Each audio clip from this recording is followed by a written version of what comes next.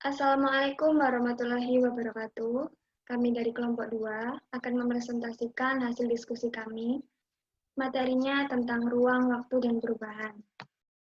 Perkenalkan, nama saya Vincentia Della Pralesti dengan NIM KOS 208000007 dan rekan saya Eka Octavia dengan NIM 208000002 dan Faradifa Kotrunada Fajrin dengan NIM 208000078. A. Konsep ruang dan waktu. Yang pertama, saya akan menjelaskan tentang konsep ruang.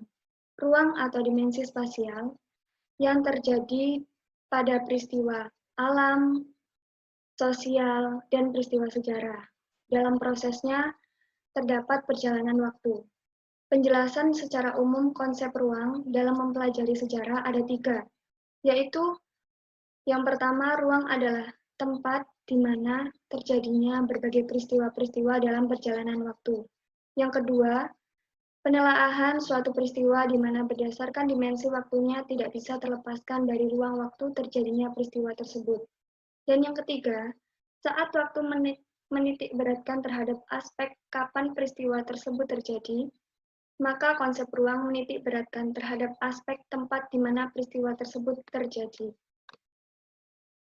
Yang kedua, tentang konsep waktu. Waktu atau dimensi temporal mempunyai 2 makna, yaitu denotatif dan konotatif. Makna dari denotatif adalah satu kesatuan, yang dimana ada detik, menit, jam, hari, minggu, bulan, tahun, abad, serta seterusnya. Berikut ini ada 3 konsep waktu dalam mempelajari sejarah yang ada, yaitu yang pertama, masa lampau itu sendiri ialah sebuah masa di mana sudah terlewati, tetapi masa lampau bukan merupakan sebuah masa yang final ataupun berhenti, karena suatu kehidupan akan terus berjalan. Yang kedua, masa lampau itu bersifat terbuka serta kesinambungan. Apa yang terjadi di masa lampau merupakan pembelajaran agar dapat lebih siap menerima kehidupan yang akan datang. Yang ketiga, sejarah bisa digunakan sebagai modal awal untuk bertindak di masa kini atau sebagai acuan untuk perencanaan masa yang akan datang. B. Keterkaitan ruang dan waktu dalam sejarah. Pertama, konsep ruang dan waktu ialah sebuah unsur penting di mana tidak bisa dipisahkan dengan kehidupan manusia sebagai subjek atau pelaku sejarah.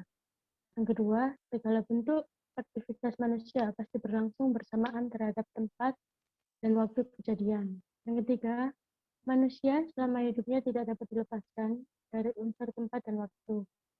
Hal ini dikarenakan perjalanan manusia sama dengan perjalanan waktu itu sendiri pada waktu tempat di mana manusia tersebut hidup atau beraktivitas.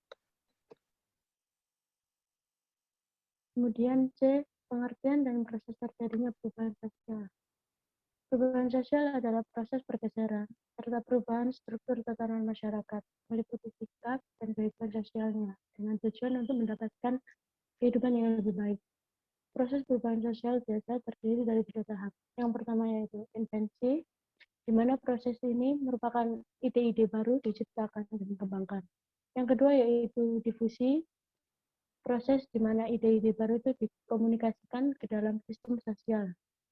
Yang ketiga yaitu konsekuensi, yakni perubahan-perubahan yang terjadi dalam sistem sosial sebagai akibat pengadopsian atau penolakan inovasi.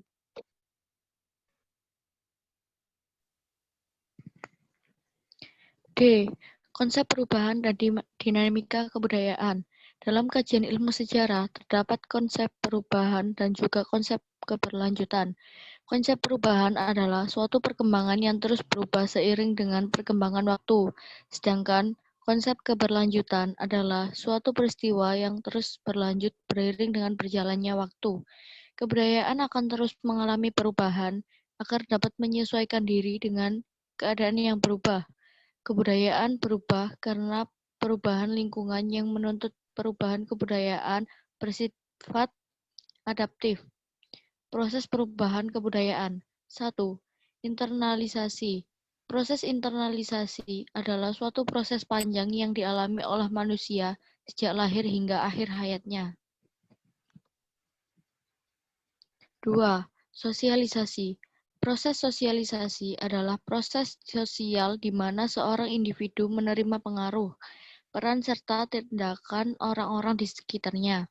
Proses sosialisasi tersebut akan sangat bervariasi karena dipengaruhi oleh struktur masyarakat.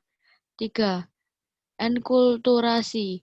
Proses enkulturasi adalah proses sosial di mana individu belajar menyesuaikan diri dan alam berpikir serta sikapnya terhadap adat, sistem norma, serta semua peraturan yang terdapat dalam lingkungan masyarakatnya.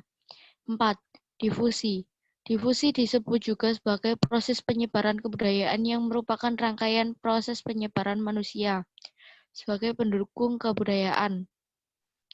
Proses ini ada yang berlangsung secara cepat, tetapi ada juga yang berlangsung secara lambat.